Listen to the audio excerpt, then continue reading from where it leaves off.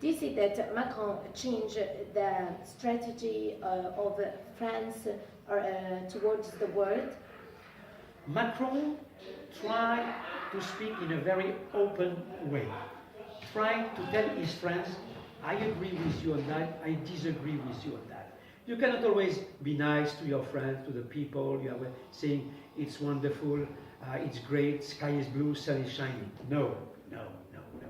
Macron is different from his predecessor, because I think this young man, 40 years old, just turned 40, understood the complexity of the reality of Middle East. Yeah.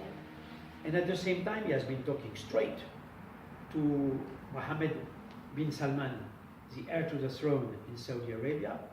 He has been talking straight to the Iranians, telling them, okay about the nuclear agreement, but not okay on your ballistic missile, not okay on your Shiite pro-Iranian militia, they have to disarm, not okay with Hezbollah, not okay with the Houthi in Yemen against Saudi Arabia. This is why Macron, who was probably hoping to go on a state visit to Iran, might be in trouble. What do you think? I don't think he will go. Really? No. But he declared that. He wanted to go as soon as possible, but I think the Iranians will make him wait and wait, because they are furious. They are mad at him because he criticized the ballistic missile, was against the expansionist policy of Iran throughout Middle East, through Lebanon, Syria, Iraq, Yemen, you're right. And he has been criticizing them so much that now Rouhani, the president, Hassan Rouhani, and Ali Khamenei, the guide of the revolution, are not so keen on having Macron come to Iran on a state official visit right now. We will see in the future. But still, my thinking is probably one moment or the other, you will find on the same side, against Iran, which is still the main threat, you will find Egypt, Saudi Arabia, United States, Israel, with somewhere around the United States. Really? Iran will be the problem, believe me. I lived in Iran for 3 years under Khomeini. And you covered the Iranian revolution? I interviewed Khomeini 5 times. So I knew Khomeini, I knew Rafsanjani, I knew all these people, the Shiite hierarchy, religious hierarchy of Iran. Living with them on the ground, I would say my experience would lead me to say, don't trust this regime. They hold 4 languages at the same time. They hold 1 language to you, 1 to me, 1 for internal affairs, and 1 for external affairs.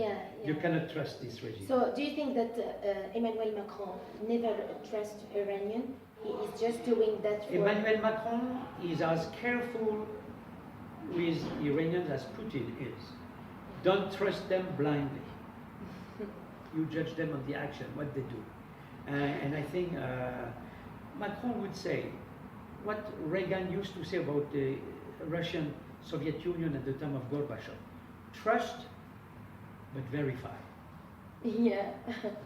So why do you think not the problems, but ups and downs between Macron and Trump, and why they are not on the same point? And Macron has, concerning the Israelo-Palestinian conflict, the same approach as his predecessors, but dating to a long time, to de Gaulle's time, so it's not recent, which is a traditional, classical approach, which is to say 2 states, side by side, living in total security, with East Jerusalem as the capital of a future Palestinian state.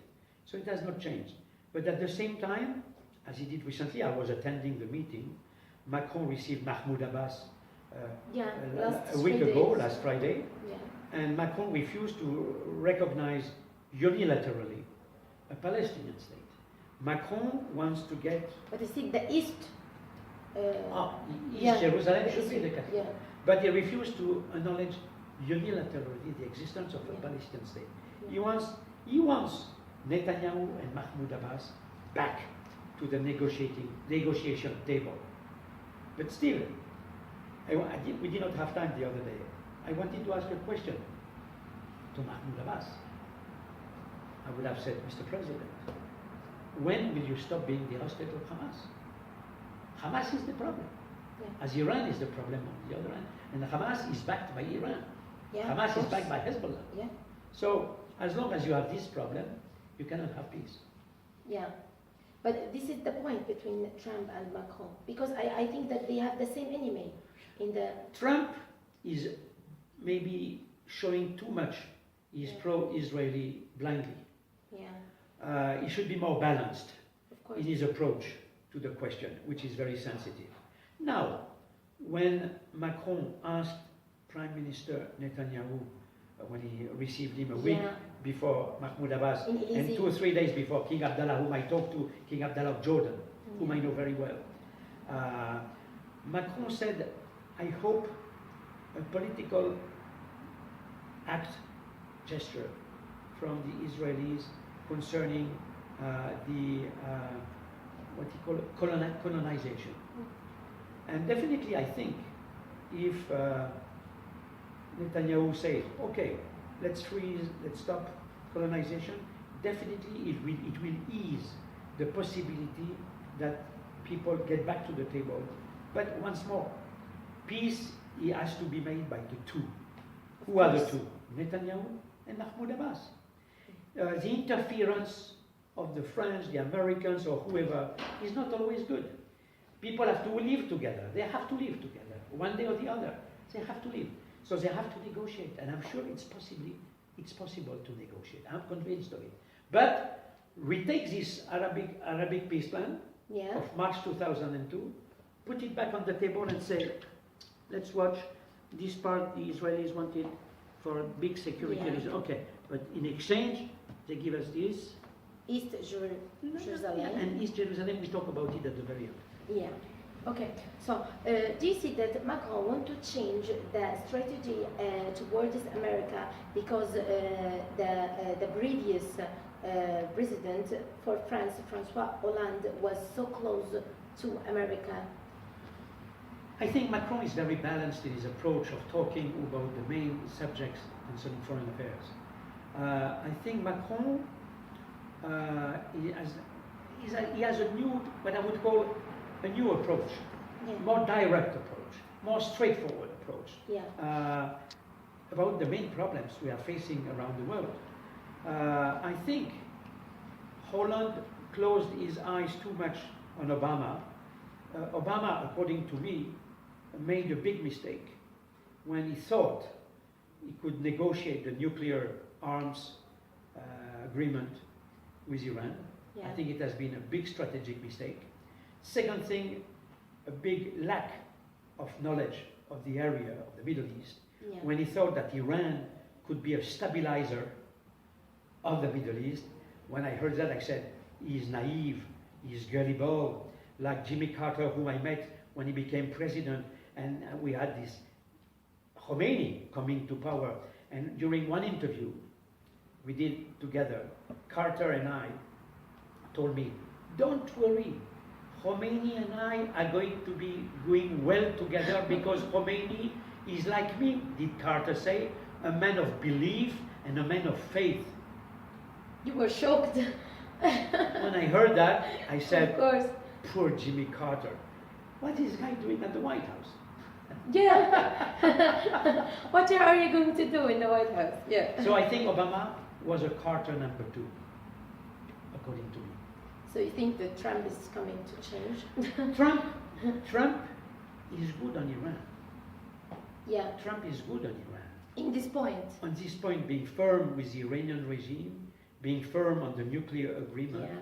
Because how can you say the AIEA, the International Agency for Nuclear, how can these people say that everything is fine with the Iranian the inspection of the AIEA inspectors when they are refused to go to the military sensitive part to check about the nuclear? It's not reliable, it's not serious. So according to me, the Iranians are hiding a lot of things and still prepare, as Kim Jong-un in North Korea, underground, their own nuclear program. Don't forget another element. There is a very underground nuclear cooperation between Kim Jong-un and the Iranians. North Korea. And Kim Jong-un, North Korea, and the Iranians. If you go south of Tehran, near the city of Qom, 120 kilometers south of Tehran, there is a nuclear plant which is 300 meters under the ground, and then work 250 North Korean engineers, nuclear engineers, yes, working with the Iranians. That's a surprise. Okay, so do you see that this